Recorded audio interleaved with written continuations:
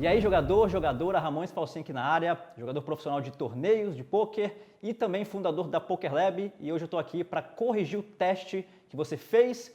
E eu estou aqui com o Marco. Eu sou o Marco Arruda, sou especialista em CityGo há bastante tempo, desde 2010. E estamos aí para corrigir o teste de vocês, analisar vários pontos interessantes que vocês vão usar na carreira de vocês, não só para CityGo, mas também para MTT. Em muitas situações de MTT, vocês vão se ver curto, jogando short stack. Então, é muito interessante saber quantos blinds você tem ali, qual que é a ação mais lucrativa. Pode ser que tenha mais de uma ação lucrativa, mas nós, como jogadores, temos que optar pela maior, né, irmão? Essa foi a mais ideia lucrativa. desse teste, né? A gente Exato. fez um teste onde tivessem muitas questões, jogadas que pudessem ser lucrativas, mas o intuito de um jogador profissional é buscar a jogada mais lucrativa. E é isso que a gente vai abordar aqui hoje. Look what I found in my pocket, look! E espero que a gente possa passar um pouco do nosso conhecimento e também mostrar algumas ferramentas úteis que você vai utilizar. E outro detalhe importante, a gente vai tentar passar da forma mais didática possível, para você estar começando agora, talvez saiba só ali as regras básicas do jogo. Sorry, madame, أنا امبارح ما ننام. Então a gente vai procurar ser o mais didático possível, beleza? Então, a resposta é a ação mais lucrativa, então. Exatamente. A gente pode até comentar, né? Tipo, essa opção é Também. lucrativa, essa também vai ser, mas ou de longe vai ser a menos lucrativa. Então a gente vai abordar várias coisas bem bacanas aqui. Death incarnate. E para começar, eu quero que você me diga aqui embaixo nos comentários quantas questões você acertou, para a gente ter uma ideia aqui, pô, acertei 2, acertei 3, e enfim, diga também qual foi a questão que você achou mais difícil, e também pode deixar sua pergunta, que a gente vai estar aqui, eu e o Marco, para comentar, para te ajudar nessa sua dúvida em relação a qualquer uma das questões que a gente vai analisar aqui hoje, tá? E eu deixei aqui o link do teste aqui embaixo para você mandar para o seu amigo, para você desafiar, quem sabe você não faça mais pontos do que ele, ou menos, ele te zoe depois. Talvez você soltar no grupo do WhatsApp da sua família ou do grupo de WhatsApp do poker da sua cidade, enfim. Fique à vontade, beleza? Dá para tirar um sarro ainda da cara. Exatamente. Bora começar então? Primeira questão. City and Go de 45 jogadores e inscrição de $1. Você está no início do torneio e sem muitas informações técnicas dos oponentes. Qual a melhor ação? A gente tem aqui par de 8 por volta de 14 a 15 big blinds. Então, para você que está começando agora, talvez você não tenha essa noção técnica importante, por mais que seja básica, que é a questão de big blinds, né? Todas as nossas ações no poker, de forma geral, elas são baseadas em quantos big blinds a gente tem. Então, quanto menos big blinds, mais a gente precisa se expor, enfim, para que a gente possa fazer jogadas lucrativas, né? E nesse caso aqui a gente tem 14 big blinds. Quanto mais curto nós estamos, mais é interessante a gente puxar a ficha sem showdown. Exatamente. A gente colocar tudo no pano ali, vai passar uma frequência boa das vezes, e às vezes que não passar a gente tem uma defesa, Exatamente. que se encaixa nesse caso aqui, né, Ramon? Perfeito, que é o Fold Equity, né? Já anota o primeiro termo técnico importante que você precisa aprender, que é o Fold Equity. Que é a frequência de fold que você vai ter dos seus oponentes. Então, se eu apostasse tudo aqui 200 fichas, a chance de alguém me pagar seria muito maior do que se eu desse a unha aqui, por exemplo, e apostasse 1.150 fichas. Então, isso chama frequência de fold. Quanto maior a frequência de fold no poker, mais lucrativo se tornam as jogadas, tá? Então, bora em um sentido bem legal, que vai ser o seguinte. A gente vai começar aí o Marco pelas opções que a gente acha que são as piores, tá? E vamos até a opção melhor, removendo essas piores e explicando por que essa opção é a melhor nessa determinada situação. Tá? E para começar, por que não é, o fold aqui não é bom, né, Marcão? Pô, nós temos uma mão com muita equidade, né, Ramon? Um par de 8 aqui do meio da mesa aqui é um valor interessante que a gente tem que jogar, é obrigação da gente jogar. Então, o fold a gente já descarta de cara, porque nós temos um par de 8, a chance da gente sair, de pegar jogadores, quantos jogadores tem para falar ali? 1, 2, 3, 6 jogadores. Então é excelente jogar essa mão daí, do meio da mesa com um par de 8. E agora a opção é escolher de que maneira é melhor jogar, né? Exato. São as próximas opções. E a gente tem a outra opção que é o call, né, de 80. Pagar 80. Exatamente, que de forma geral não vai ser uma boa opção, porque o par de 8 ele tem a gente chama no poker de equidade, que foi o termo que o Marco falou, que é a porcentagem, né, a chance da gente ganhar em relação às mãos que os oponentes podem ter. Então, quanto mais forte a sua mão, maior a chance de você ganhar. Por exemplo, o par de as é a melhor mão do poker antes do flop, ela tem cerca de 80% contra quase todas as mãos, assim, de forma geral, né? Geral. Enfim, e o 8-8 é um dos pares mais fortes do poker, e na situação em que a gente está aqui com praticamente 14 big blinds, a gente já precisa se expor um pouco mais, porque se a gente não fizer nada e ficar esperando as, rei, ás e rei, as mãos mais fortes, a gente vai ser o famoso comido pelos blinds, né? Os blinds vão passando, a gente vai ficando mais curto e a gente nunca vai crescer no torneio sem se expor em alguns momentos. Principalmente no torneio turbo, em City Go Turbo, que se você precisa se movimentar, né? Exatamente, então exatamente isso. E o 8-8, ele não é uma mão, quando a gente está com uma stack de 14 Big Blinds, que não é uma stack tão grande, para jogar com muitas pessoas, né? A força que ela tem, por muitas vezes, ela é antes do flop, né? E você envolver todas as suas fichas antes do flop. Então, provavelmente o call aqui é uma das piores alternativas também, junto com o fold. I cannot believe this. E a gente vai para os raises, né? Amor, eu quero falar só um detalhe. vai lá. Quando a gente dá call aqui, a gente acaba gerando para os jogadores à esquerda ali uma opção deles também verem um flop, que a gente falou que é ruim, que a maioria das vezes vai bater, a imensa maioria das vezes vai bater flops. 90% das vezes vai bater uma carta maior que o 8. Acima 80, do 8. vai, 80% eu chutaria mais ou menos isso também.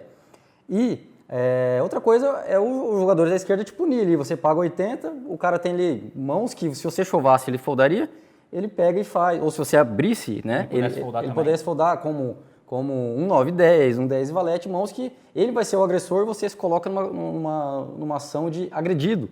Quando a gente se coloca numa situação de agredido, é muito mais difícil de jogar. Exatamente. E normalmente ainda fora de posição, então todos esses fatores nos levam à resposta de que o call é uma opção muito ruim. Sim, exatamente. A gente vai para as opções de raise, né? Que a gente tem o raise para 160, o raise para 240 e o all-in, que também, teoricamente, é um raise. Bom, o problema do raise de 160 e o raise também de 240 é que, principalmente em sit and goes e principalmente em sit and goes mais baratos, a tendência, que é exatamente essa questão, né? A tendência é que existam mais jogadores ou alguns jogadores pagando um dos nossos raises, né? Tanto o raise de 160 quanto o raise de 240. E para você que joga micro-limites, aí, os limites mais baratos, de 1,50, 50 centavos, talvez você esteja até acostumado a ver muitos calls, muitas pessoas pagando o raise pré-flop. Então, fica aí a dica, essa é uma mão que o raise também não é uma das melhores opções, né? Ela é uma opção lucrativa, mas ainda ela não é a melhor opção com esse tamanho de fichas, né? De stack que a gente chama, tá? Porque a chance de muitos jogadores te pagarem e, como a gente falou anteriormente, bater aquele flop 80% desagradável. das vezes vai bater um flop com cartas maiores do que o 8 e você vai ficar ali perdido sem saber o que fazer. A gente chega na conclusão que o all-in é a melhor alternativa aqui, ela é uma jogada lucrativa também, só que sem muitas complicações que você pode ter pós-flop, né? Perfeito, então a alternativa certa, all-in aqui de 1.150 fichas com esse par de 8, ok? Sim, my bro. Bora para a segunda questão então, restam 17 jogadores num Sit and Go Turbo de 180 jogadores e inscrição de 50 centavos. Todos já estão na faixa de premiação, que são os top 27, né? Os 27 primeiros jogadores. Um jogador recreativo paga o Big Blind, qual a melhor ação? Então, bora começar com a primeira alternativa, Marco, desistir. E aí, dá para fazer isso nessa mão? Não dá, né, Ramon? Aqui a gente, se tratando ainda de um torneio mais barato, o cidadão ali, jogador 3, que deu call, que só pagou os blinds, né, 1.600 ali, ele demonstra ter um range, uma gama de mãos, uma combinação de mãos ali muito grande. Exatamente. Né? Então, o Wise 3 aqui, foldar nessa situação, ainda mais no small blind, a gente vai colocar 800 fichas. O pote aqui tem quanto, Ramon? Pode já ter uma porrada ali, 3.200, 4, 5 mil já. Tem quase 5, tem 5 mil ali no pote, 800, então foldar a gente já descarta. Exatamente, desistir não é uma opção boa aqui. A gente vai para a segunda opção, que é pagar, que também pode ser uma alternativa, certo?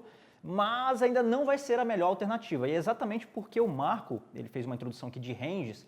Ranges no poker é o grupo de mãos, a gama de mãos que o oponente pode ter. E normalmente, jogadores iniciantes, eles gostam de pagar o Big Blind para tentar ver o flop, né?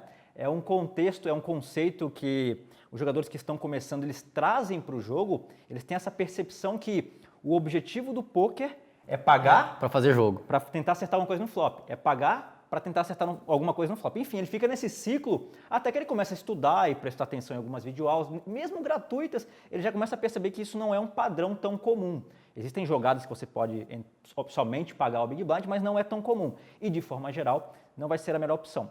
Então, como a gente sabe que, de forma geral, o grupo de mãos que o oponente vai fazer esse tipo de jogada é um grupo de mãos de força média ou de força fraca, é bem provável que com o nosso Ice 3 a gente já seja até o favorito nessa mão, a gente já esteja até ganhando, e mesmo que a gente não esteja ganhando, a gente pode fazer o quê? Aplicar aquele conceito de fold act que a gente explicou na primeira mão, né? Que é fazer com que o oponente desista, seja dando raise, aumentando a aposta, né? Ou apostando tudo, E a gente arrecadando aqui, pegando essas 5 mil fichas e agregando 5 mil nas nossas quase 21 mil fichas ali, né?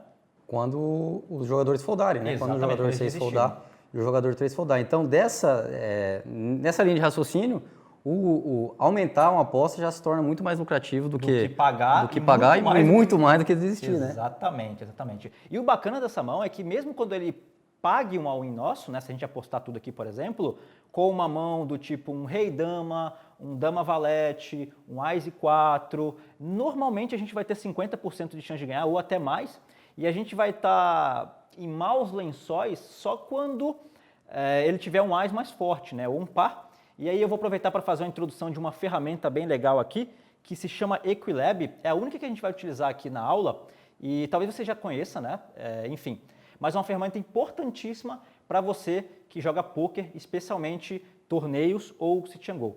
E gratuita, né, Ramon? E gratuita. Eu vou deixar o link aqui embaixo em algum lugar para que você possa baixar também. E lembrando, não abra o Equilab enquanto você estiver com o software do PokerStars aberto. O uso dessa ferramenta é permitido pelo PokerStars, mas apenas para estudos fora do jogo. Mas de qualquer forma, se você digitar Equilab, que é esse nomezinho que está aparecendo aqui em cima, no Google, você vai achar tranquilamente, vai ser o primeiro link que você baixa, gratuito, e eu vou te mostrar como essa ferramenta é fantástica, e mesmo que possa te parecer um pouco estranho, né? O cara já olha assim e fala, nossa senhora, não estou entendendo nada, tem um monte de coisa, um monte de número, um monte de menu, talvez o cara não tenha um conhecimento tão bem em inglês, e começa a ver um monte de palavra em inglês, e fala, calma que ele é bem simples. Thank you! Ele é uma ferramenta onde você coloca a sua mão e a mão do oponente, e você tem a porcentagem de chance de você ganhar, de uma mão contra a outra. Só que a função primordial dessa ferramenta é a seguinte, é você colocar a sua mão contra as possíveis mãos que o oponente pode ter.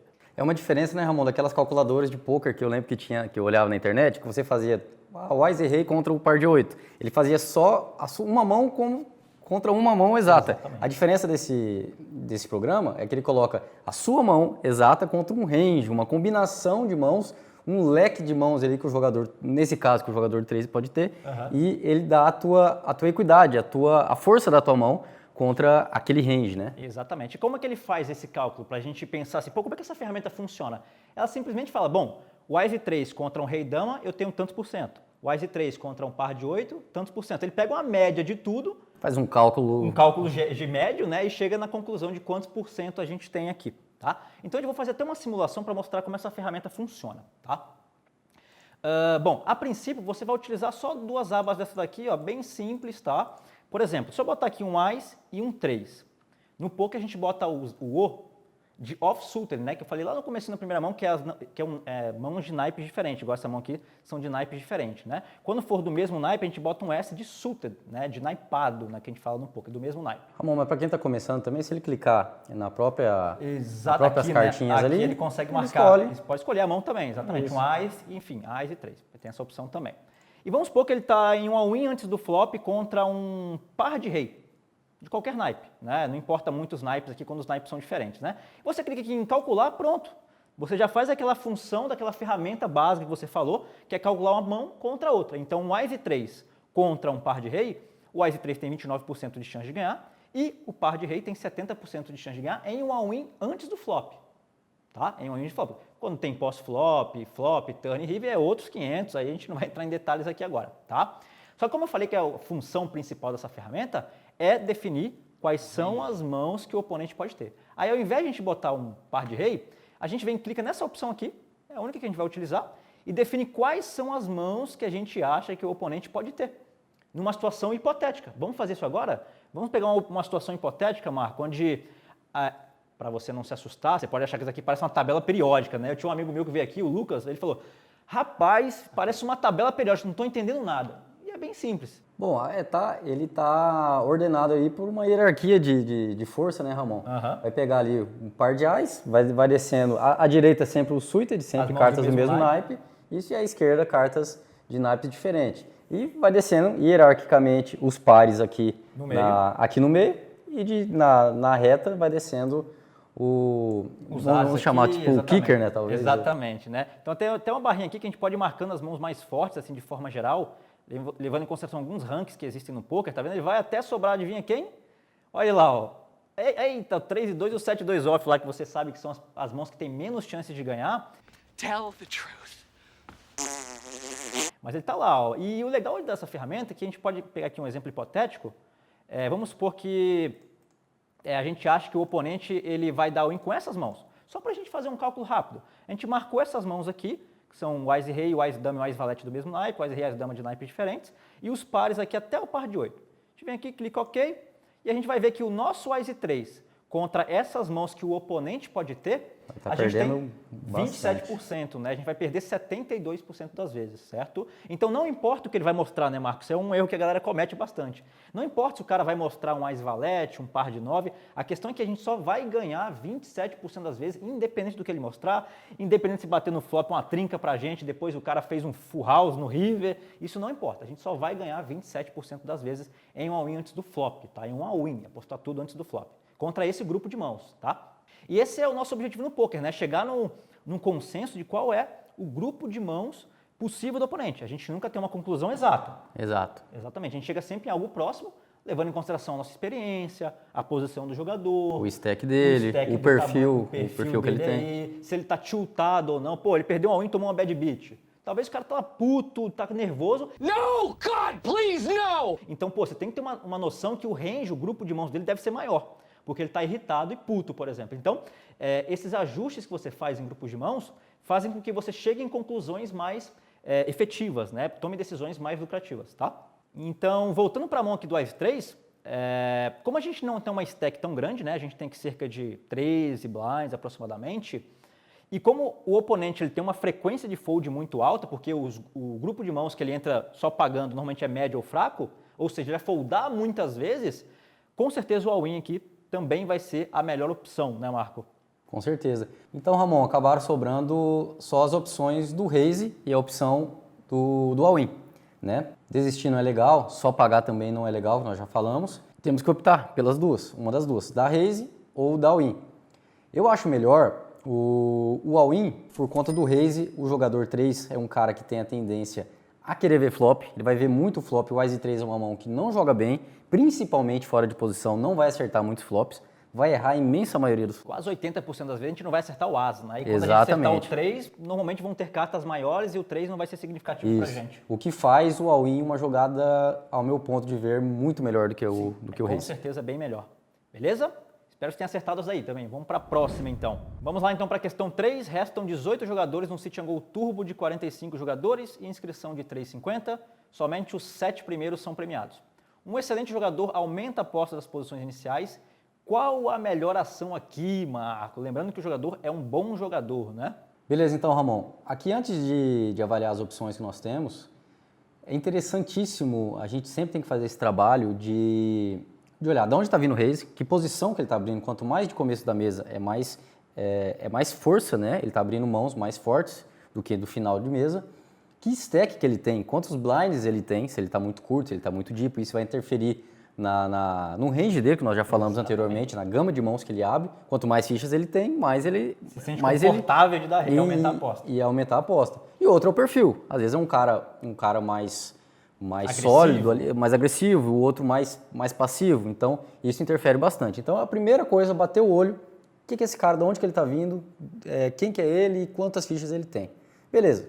E para começar, ele aumentou ali de uma posição intermediária, tendo 12 blinds, mais ou menos, e chegou a ação pra gente. Então, quando ele é um jogador bom, no enunciado nós lemos o exercício que ele é um jogador bom.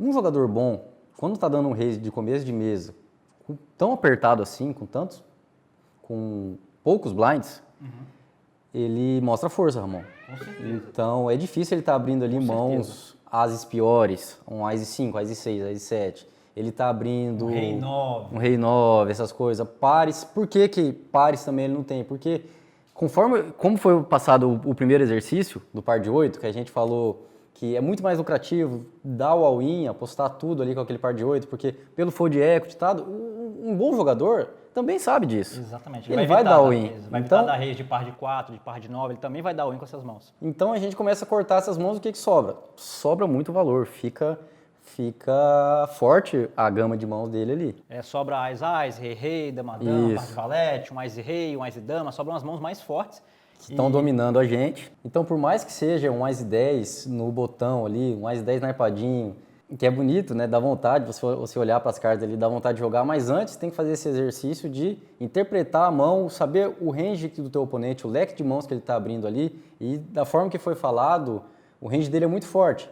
Então, interpretando isso, nós vamos partir para tomar a melhor decisão. E então a gente chega na conclusão que o all-in não é uma boa alternativa, porque o range, o grupo de mãos do oponente é forte, então ele provavelmente vai pagar o nosso all-in e a gente vai estar em maus lençóis. O Reis também é a mesma coisa. O call é uma alternativa que as pessoas, eu acho que alguns de vocês escolheram, ou se não, muitos de vocês escolheram. Só que essa alternativa não é boa, porque, de forma geral, a gente não vai acertar nada no flop na maioria das vezes, isso é uma regrinha, tá? Cerca de 70% das vezes a gente não acerta nenhum par no flop, então a gente está investindo muitas das nossas fichas para nem mesmo acertar o flop, e mesmo quando a gente acerta um Ás ou um 10, o cara pode ter uma mão mais forte do que a nossa, porque o grupo de mãos dele pré-flop, que é antes do flop, é muito mais forte, tá? E para uma expectativa de ganho muito pequena, né, Ramon? Ele tem mais, mesmo, vamos colocar no cenário que a gente acerte e ganhe dele, por exemplo. Cenário de conto de fadas. Vamos dizer um sonho, você acertou flush nut no flop ali. E mesmo assim você não vai ganhar muitas fichas, ele subiu com 11 blinds, ele tem mais 9 blinds para trás, você não vai ganhar muito. Então, por isso que esse tipo de mão, você olhando para quem joga mais, com mais blinds, você jogando com 40 blinds, 50 blinds, aí é beleza. É uma opção de você jogar pós-flop, fazer jogadas. Exato. Agora, quanto mais curto tá ficando, cada vez fica mais caro. Mais forte o range do oponente, né? Isso. Mais fold a gente tem. Totalmente diferente se esse cara aqui, o jogador 4, ele tivesse aumentado, né? Por exemplo, o jogador 1 fold, desiste, esse desiste, e esse aumenta. Existe uma diferença de range percebido do que ele está abrindo ali, absurda. Porque esse jogador 4, ele tem mais fichas para dar raise, ele tem uma posição melhor, ele está um antes do botão ali, ele está no cutoff. Só tem mais 3 para falar depois dele, Exato, então o range dele seria muito maior, a gente poderia jogar esse As-10. Provavelmente de all-in, né? De all-in, que é a melhor. Então a melhor opção aqui contra o raise desse cara aqui, das posições intermediárias aqui, é fold, na verdade posições intermediárias, iniciais aqui, é desistir. Não se preocupe se eu falar ou marco alguns termos técnicos, fold, call, raise, tá?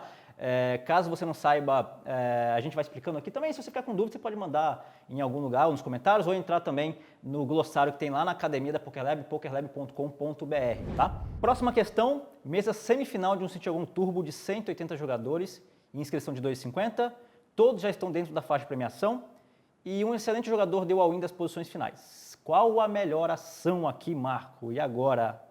Call ou fold? A gente está sempre falando inglês aqui, que a gente é acostumado, mas pagar ou desistir em português? Vamos lá.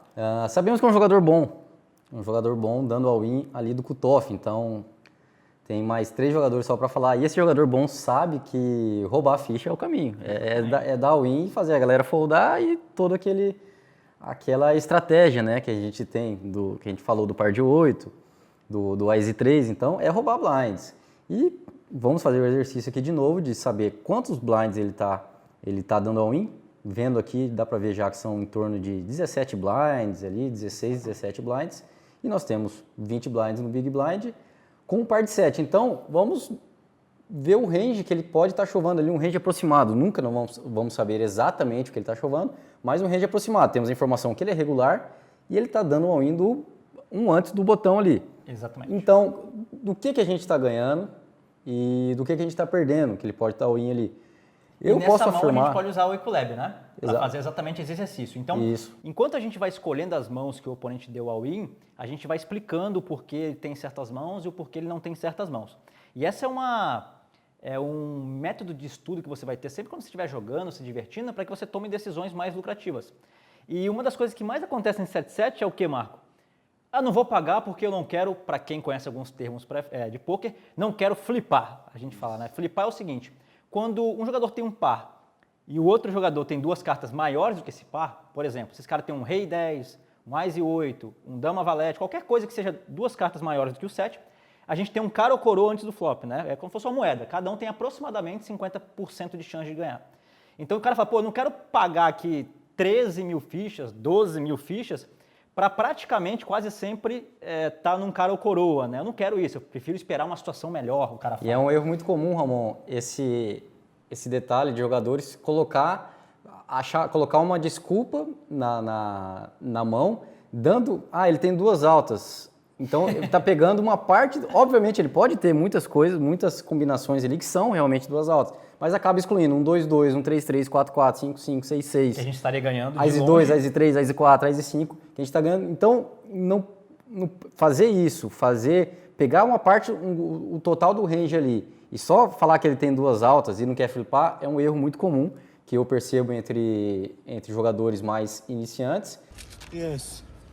Die in hell. E que normalmente não tem essa ferramenta que é o Eculab para analisar isso aí. Exatamente. É claro que o perfil do jogador influencia bastante, né? Quais são as mãos que ele dá ao win. E como a gente já viu, de certa forma, lá na primeira mão, os pares, de certa forma, são muito bons para dar o win, certo? Então a gente vai fazer um exercício aqui, que é determinar quais são as mãos que o jogador 2, que é um bom jogador, né? Daria ao win nesse cenário, para a gente saber qual é a porcentagem que o nosso par de 7 tem contra o grupo de mãos do oponente. Então vamos lá. Para começar, Marco, uma regra geral, a gente começa pelos pares, né? E o engraçado aqui é que não só nós dois, mas praticamente todos os profissionais, a gente tem um consenso aqui que provavelmente ele nunca tem pares muito fortes, né? E por quê, Marco? Porque senão ele daria raise. Exatamente. Ele faz mãos piores, que seja verem flop, seja voltar nele, e ele dá raise e dá call. Exatamente. É muito improvável um cara pegar 17 big blinds, que é o stack que ele tem, que é um stack bom, teoricamente, e sair dando all-in, assim, apostando tudo, com um par de ás, com um par de rei, com um par de dama, com um par de valete. São mãos muito fortes, muito defendidas, que ele vai preferir muito melhor aumentar a aposta para 1.600 para ver se alguém paga, para ver se alguém dá all-in em cima dele, enfim, por algum outro motivo. Ainda mais em uma posição final. Assim, Exatamente, né? porque as posições finais são as posições que a gente mais aumenta a aposta, né? A gente mais tenta roubar potes. Isso. Então, se a gente tem uma imagem que rouba muito pote, que tenta roubar muitos blinds dessas posições, nada melhor do que quando a gente tem mãos fortes, também aumentar a aposta para ver se alguém reaumenta, para ver se alguém pelo menos paga com alguma mão muito fraca e, consequentemente, a gente tenha muitas chances de ganhar um pote grande depois do flop, tá? Então, é bem nítido que o oponente, de forma geral, né? A gente nunca sabe se ele realmente está ou não está dando all-in com par de ás. Mas a tendência, por exemplo, vamos pôr nesse cenário, 98% dos casos é que ele não vai dar all-in com esses pares mais fortes, né? E talvez os pares mais fracos, sim, né? Um 9-9, um 8-8, um 7-7, um 6-6, um 5-5, um 4-4, um 3-3, um 2-2. São pares muito bons em que dar all-in nesse cenário é uma jogada bem lucrativa, beleza? Bora para os ases agora, Marco. Que asa você acha que ele poderia dar all-in aqui? Suited, Ramon, eu acredito que todos, Eu mas também concordo. alguns jogadores podem fazer a mesma estratégia de subir um par de ás para pagar e subir um Ice Rei Suited para pagar, um Ice Dama Exatamente. Suited. Então, o Ice Rei e o Ice Dama Nem sempre o cara vai... nem sempre vai direto. É possível, muito, vamos dizer assim, muito mais provável do que um Ice Rei fazer isso. Exatamente. Então a gente vai botar aqui os ases. É claro que a gente está falando um cenário bem geral, só para vocês entenderem o contexto, tá? É claro que vão ter regulares que vão dar raise com essas mãos, outros vão dar win, com as valete também, com as 10, outros não vão dar não vão dar win com esses ases mais fracos. Aham. Então a gente chega num consenso de quais são as mãos para a gente ter uma média. Pra gente chegar numa conclusão média, porque a gente não sabe exatamente o que ele tem, a gente nunca sabe. Talvez o cara tá querendo ir pra balada ali, fala, vou dar win aqui, é meu último torneio, o Citiango que eu tô jogando, quero ir pra balada, ele dá win lá de 10 e 6. Eu nunca vou saber, entendeu? Se esse foi o momento que ele tá indo pra balada. Então, a gente chega num consenso médio de que mãos ele pode estar fazendo Às vezes o cara isso. tá tiltado às vezes, por causa de outra tela que ele tomou bad. Perdeu lá, tomou uma bad beat na reta final de um torneio e fala, foda-se Citiango aqui.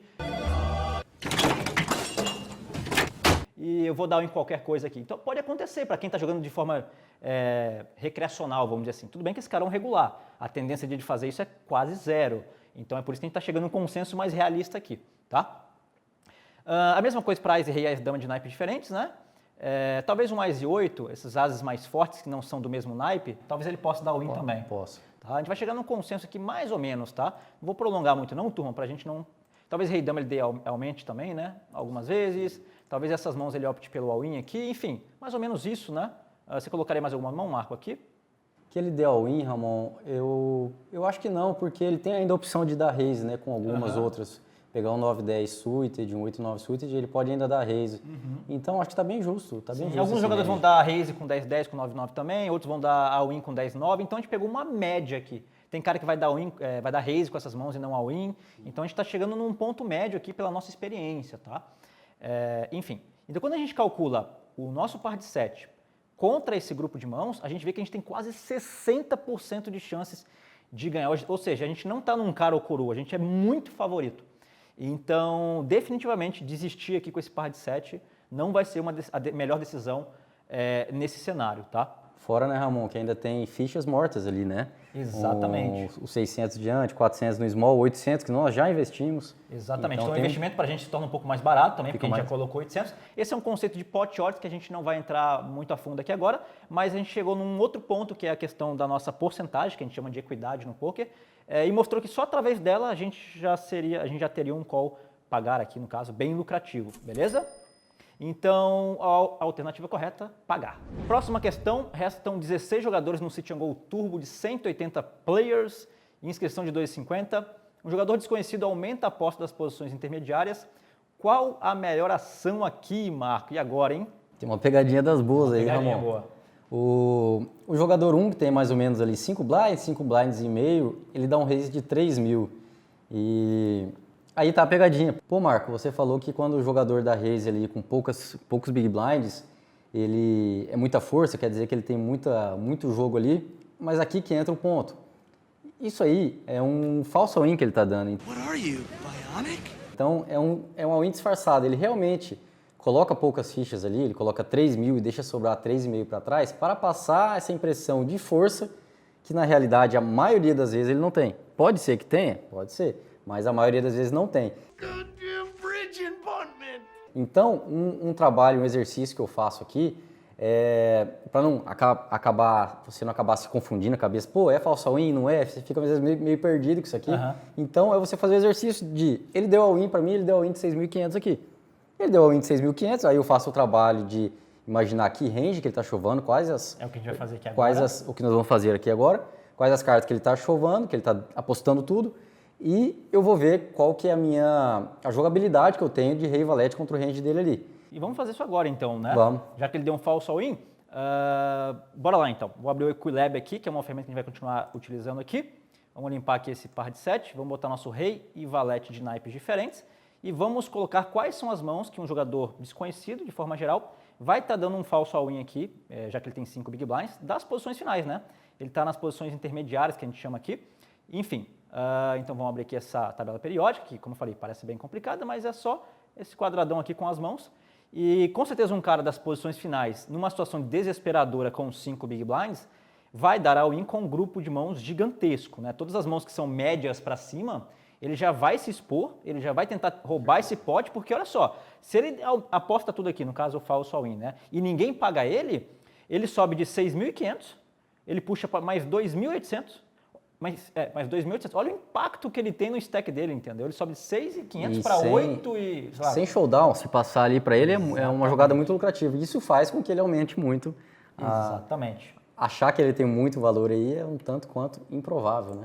Exatamente. Então, abrindo aqui o Equilab, provavelmente, eu vou aproveitar até usar essa barrinha aqui, ó, eu vou pegar as mãos mais fortes, vou botar aqui todos os ases, né, que mãos com ases, quando você está short stack, com stack curto, né, a gente chama, são mãos fortes, enfim, eu posso botar aqui todos os pares, acho que todos os reis. Rei suited, pode pôr. Posso botar aqui uns naipados também, as mãos talvez aqui também, enfim, eu vou colocar aproximadamente, pronto, acho que é ok aqui mais ou menos, só para você perceber que, enfim, só para você ter uma ideia, deixa eu tirar esse 10,9 aqui, off, então botei mais mãos do mesmo naipe, tá? Vocês vão perceber que quando você assiste uma videoaula ou quando você vai montar um grupo de mãos, você vai colocar sempre mais mãos naipadas, né, do mesmo naipe, do que mãos de naipes diferentes, porque ela tem um pouquinho mais de chance de ganhar, 2, 3% a mais. É por isso que algumas delas entram e algumas mãos de naipes diferentes não entram aqui embaixo, tá? Então, botei aproximadamente aqui, talvez seja mais, talvez seja menos, tá? A gente não vai ficar aqui uma hora debatendo qual é o range ideal do cara, mas só para você perceber que contra esse grupo de mãos, a gente já tem 50% de chance de ganhar. Sem contar mais 1.100 aqui, mais 1.200 aqui, mais 600 aqui, que é dinheiro extra, que faz com que o nosso all-in aqui, né, ir de all-in contra o oponente com 50% de chances de ganhar, é uma jogada lucrativa e se você deixar de fazer, você não ganha dinheiro no poker. Essa que é a conta, né? Você não precisa, nesse caso, a gente não precisaria ter 50% de chance pelo Pelo toda a ficha morta ali, né? Pelo todo Toda esse... ficha que já está no pote, né, extra, né, que é o conceito de pot odds que a gente também não vai estender muito. Eu recomendo até se você der um Google aí, pot odds, você vai pegar várias milhares de videoaulas curtinhas ensinando, e como eu não quero que você perca muito tempo com isso, só dá um Google aí que você vai encontrar, tá? Então, o que acaba tornando um call para ver flop aí, Ramon, muito ruim, né? Sim. Você dá call para ver flop e Pra reavaliar, ver se acerta. para ver se acerta, desistir para 3.500. Quando o all-in fichas não pré-flop dá. é lucrativo, então você está deixando de fazer uma jogada lucrativa antes do flop, que é o all-in, e já ir de all-in com o oponente, para pagar e tentar acertar o flop, quando eu passei uma regrinha agora há pouco que cerca de 70% das vezes você não vai acertar nada, então não faz sentido. Você deixar de fazer uma jogada lucrativa e investir dinheiro para errar 70% das vezes o flop e acabar desistindo depois. E all-in é a opção mais lucrativa aqui, beleza? Próxima questão, mesa final de um City and Go Turbo de 45 jogadores, inscrição de 1,50, todos já estão dentro da faixa de premiação e todos os oponentes são recreativos. Qual a melhor ação aqui, Marco? Essa questão aqui é bem interessante. Essa é uma questão bem interessante, Ramon. Eu acredito que uma parcela das pessoas deve ter errado isso aí por tratar o all-in como uma opção exagerada, né? Por ser 35 mil fichas. Não dá para dar all-in com 35 mil fichas. Pô, você acabou de falar em blind, 30 blinds é muita coisa. Mas aqui entra um conceito legal que é stack efetivo. O stack efetivo aqui está em 12, né? Vamos considerar o menor stack depois do meu ali de 10 blinds. Então, quando eu dou all-in de 35, eu vou perder no máximo 12, que é do jogador 7 aqui. E os outros jogadores no small blind e no big blind tem ali cerca de 7, 8 blinds. Então, é uma mão que, por ser do cutoff, jogando em 4, numa mesa final, onde tem uma pressão envolvida de dinheiro ali, eu tô grande, eu tenho que jogar. E se eu tenho que jogar, agora eu vou para as opções que eu tenho. Se eu tenho que jogar, o fold descarta. Com certeza. Não dá para achar uma opção, o fold é horrível. Então, sobra-me a opção de dar raise e a opção botar na porta, famoso, dá tudão ali, se exatamente. Olha. Então, o da raise, você acaba deixando o jogador 7 te voltar ao in com algumas coisas que você dá o in e ele folda. O jogador do small também, o jogador do big também pode fletar, pode pagar para ver o flop e a gente se colocar numa situação ruim. Disparado, a opção mais lucrativa, apostar tudo, Ramon. Sem dúvidas, né? A nossa stack efetiva aqui é baseada em 10, 8 blinds.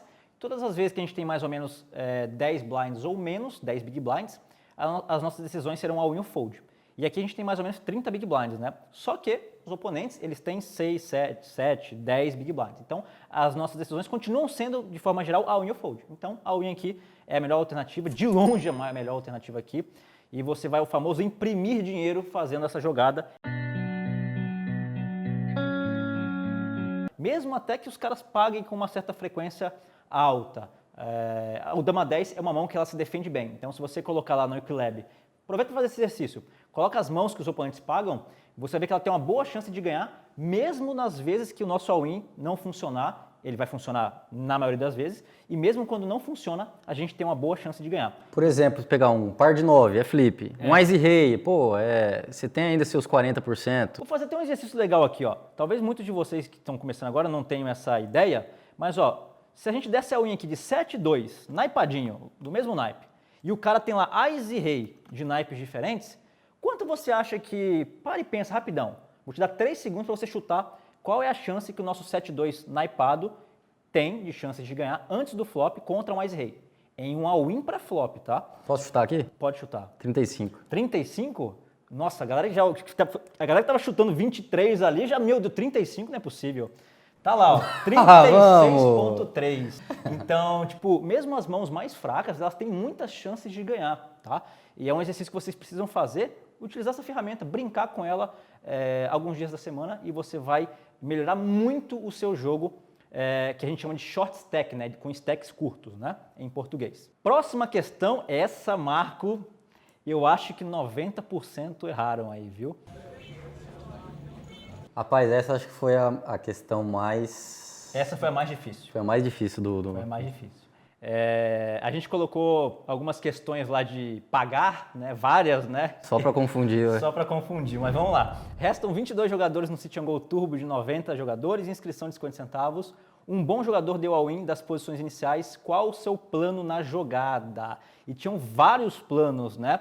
As opções eram desistir, pagar e pagar caso um desses caras dê all-in, pagar e desistir caso um desses caras maiores aqui deem all-in, e o all-in por cima, né? Dar all-in de 3 mil aqui e se isolar, que a gente chama, né? E tentar se isolar contra esse cara e para ir all-in direto um contra o outro aqui, certo? Bora começar com as opções de pagar primeiro, né, Marco? Por que pagar, nenhuma das opções pagar, já vai o spoiler, é a melhor opção aqui? Beleza, então, Ramon, para começar aqui, vamos fazer aquele mesmo exercício que nós fizemos em vários outros ali, de tentar achar um range mais próximo possível da realidade do que o jogador dá all-in ali. Então, como foi dito no enunciado, é um jogador bom. Sim. Então, um jogador bom ali, ele tem um range bem ajustado para dar all-in, então não vai ter muita surpresa ali não. São 12 big blinds, que não é um stack tão curto assim, pra lá das City Goal. posições iniciais contra 7 jogadores. Então, você não pode esperar que o cara tá dando all-in aqui com 12 big blinds com rei 8. Não. Com Ás 3, nem sempre, Não. é muito improvável, quase zero a chance. Sei lá, rei 10, nem isso talvez de naipes diferentes. Então, diferente de um cara amador, que talvez pode estar tiltado, que não tem muita noção de quais são as mãos mais lucrativas para dar all-in aqui, enfim. Então esse já é um ponto, é um range, por ser um jogador bom, dando all-in do TG ali com 12 blinds, ele tem um range bem ajustado, eu não colocaria ele chovando Ás 2, Ás 3, Ás 4, Ás 5, Ás 6, Ás 7 off. Para mim, se ele estiver chovando um Ás 8 off aí já é surpresa, tá? Então dos Ás, nós vamos colocar o range ali, mas dos Áses off, normalmente ele vai mandar o Ás 10 mais. Então não tem muita coisa que nós estamos ganhando. E o bacana aqui, Marco, deixa eu te cortar porque é muito interessante. Quando a gente joga City Go, você que é especialista, cada tamanho de stack influencia. Se o cara tem 10 big blinds, influenciaria drasticamente na mão. Se ele tem 8, mais ainda, 6, enfim. Você pode fazer um exercício, que é o que eu gosto de fazer, que é subir de 2 em 2. 6, 8, 10, 12, que são os que mais influenciam, né? Você não trabalha 9, os números ímpares, você pode ficar ali, 6 é uma coisa, que ele daria all-in, 8 é outra coisa, 10 é outra, 12 já é outra coisa, de um regular. De um jogador amador, talvez o cara não tenha muita noção disso, né? Quando a gente joga City Go, é cirúrgico mesmo, cara. 12 blinds e 10 dá uma diferença grande. Talvez esse all-in com 10 blinds seja tranquilo de entrar, mas ele tá chovendo 12, cara. Então, essa experiência que a gente tenta passar para vocês é que se atente no detalhe, se olha no detalhe mesmo, de onde ele tá chovendo, 12 blinds, ele não mandaria Ás 8 off menos. Isso. Então, esse detalhe é bem interessante na hora da gente decidir por um call. Exatamente. O detalhe também de, existem jogadores que falam depois da gente, que a gente pode se encrencar depois. Esse peso é muito grande nessa mão. Esse peso é muito grande. Tem 5 caras que podem agir depois da gente. Então tem a chance de um dos jogadores da esquerda ter Ás e rei, Ás e dama, Ás, e rei, dama, dama. Então, se você somar um pouquinho a chance de cada um desses caras terem essas mãos, piora mais ainda o cenário. E o jogador 7 e o jogador 9, ele é o tanto de ficha que tem. E a chance de você pegar ele com... Existe a chance de pegar com as Ás, rei, dama, dama, vala, vala, Ás e rei, Ás e dama, mãos que estão dominando a gente, pra gente abraçar uma situação ali do all-in do jogador 3, que nós já vamos ver não é tão no bom. Equilab ali, que não é tão bom. Mas, Ramon, eu acho que deve ser... Se a gente desconsiderar o valor na mão dos jogadores à esquerda, talvez seja próximo do empatado da esse call aí. Aí o peso de terem 5 pessoas para falar depois... Esse é o peso maior, determinante que faria eu... Já tô dando spoiler aqui da minha ação. Gente foldar essa mão. Da gente foldar essa mão. Então, quais são as mãos prováveis que o jogador dá all-in aqui, de forma geral um jogador bom, né? Que tem um grupo de mãos bem ajustado. Normalmente são Ás 10 mais, alguns caras... Nem todos mandam esses ases aqui, né? Vamos colocar o Ás 9 para... para dar uma equilibrada. Para dar uma equilibrada e tirar o Ás 8. Alguns mandam essas mãos aqui, talvez, né?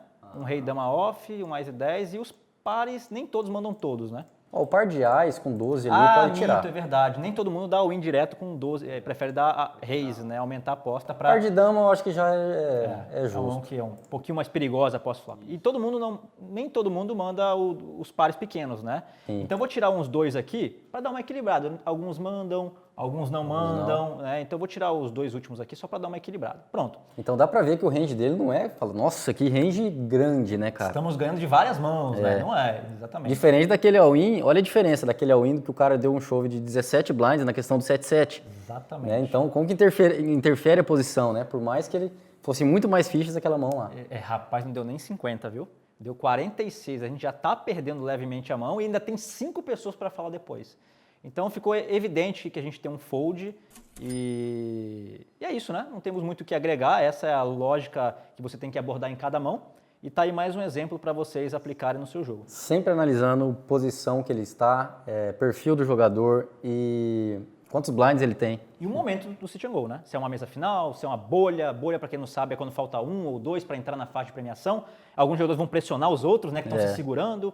Você também vai ter esse trabalho a se fazer também quando você tem uma stack muito boa, enfim. Bora lá para a mão número 8 agora, teste número 8. Fase intermediária no sit and go turbo de 180 jogadores, inscrição de 2,50. Um bom jogador aumentou a aposta da posição final. Qual é seu plano na jogada, Marco? E aí agora, hein? Então, Ramon, nós temos aqui algumas opções, né? Eu vou falar pela primeira, desistir. Sempre fazendo aquele trabalho de analisar de onde que o jogador está abrindo, perfil dele e stack dele. Então, 3 variáveis mais importantes que tem numa mão, né? Exatamente. E você vai olhar ali o cara abrindo o botão, com tanto de ficha que ele tem, um jogador regular, que a vida dele tá muito fácil ali, né, cara?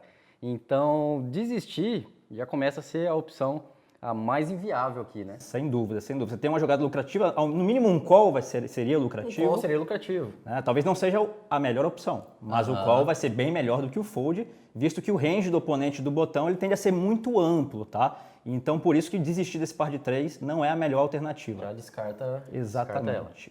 Por que você não gosta do call, Marco, aqui nesse par de 3?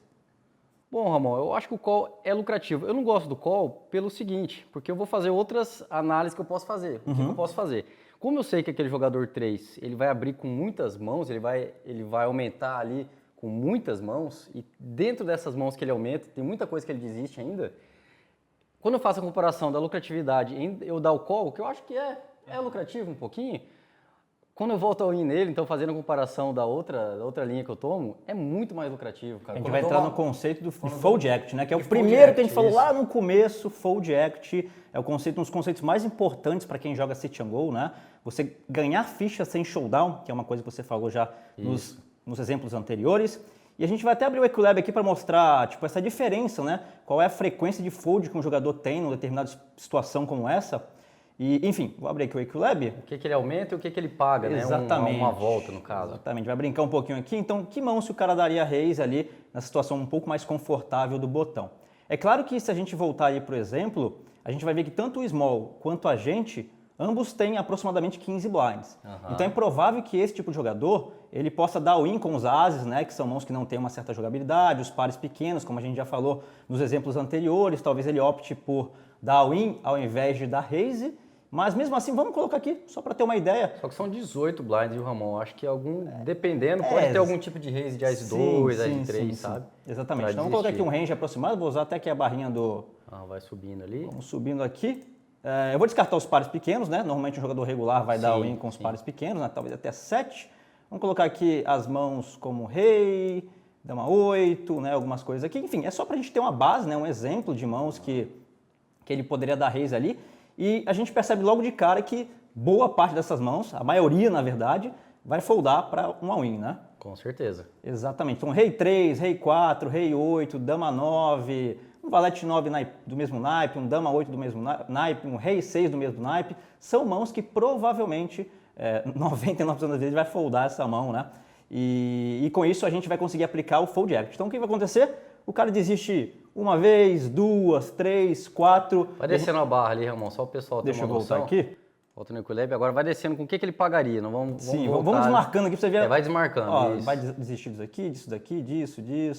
E vai embora. Disso daqui. Aí vai aqui também. Então vai muita coisa longe, Olha só, né? Tá longe lá, tá sobrando quase nada. Aqui, dama 9. É claro que alguns jogadores podem pagar com rei 9, enfim. A gente não vai entrar em tantos detalhes ali específicos. Alguns jogadores podem sim abrir o Ás e foldar. Um mais fraco, talvez, isso. da rei, depois desistir contra o win, um rei 10, um rei valete off também, enfim. Perceba que a maior parte do range dele, ele desiste contra o win. É o que a gente chama de Fold Act, reforçando aquele conceito que a gente viu desde a primeira mão.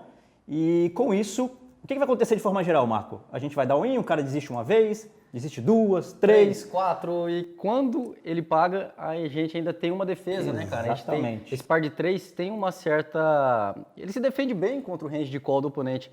Dá pra até fazer, Ramon. Vamos fazer um exemplo assim, tipo, Coloca esse range dele. Exatamente. A vez que ele paga a gente, qual é a chance que a gente tem de ganhar com o nosso par de 3, né? Vou colocar aqui par de 3. Par de 3 e... Calculou 45,5. Então, olha que sonho essa situação. Né?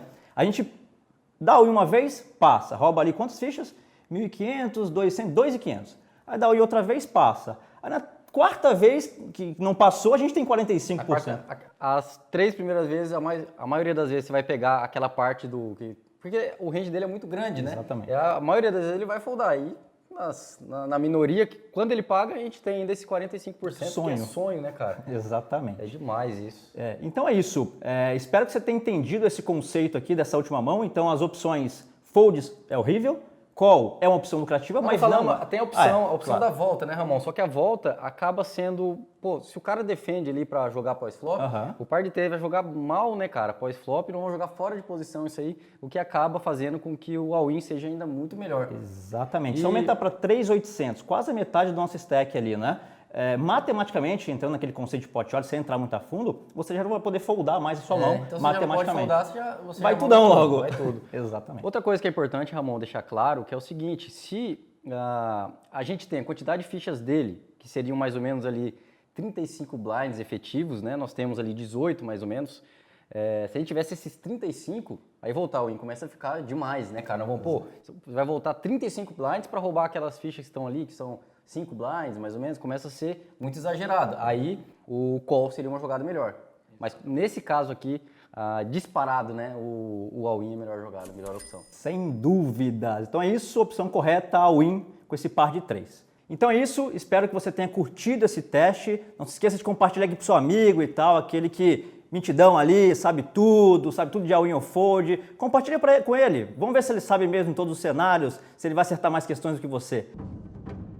E não se esqueça de se inscrever no nosso canal da PokerLab no YouTube, tá? Para acompanhar não só as minhas aulas, como a do Marco e dos outros instrutores da PokerLab. E se você quiser ser notificado sempre que novas aulas forem ao ar, basta nos seguir nas redes sociais, tanto no Facebook quanto no Instagram, é @PokerLab, beleza? Sim!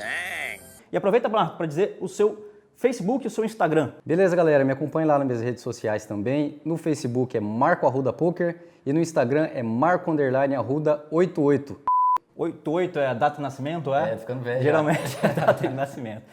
E a gente se vê lá no canal da PokerLab no YouTube e também na academia, www.pokerlab.com.br, nossa academia gratuita, várias videoaulas por lá. E é isso. E sempre que cravar um City Goal, tem que avisar a gente, né? Avisa pra gente, manda no Facebook, marca a gente no Instagram, manda pra gente lá pra gente comemorar junto, beleza? Então é isso, nos vemos em breve e valeu! Valeu, abraço!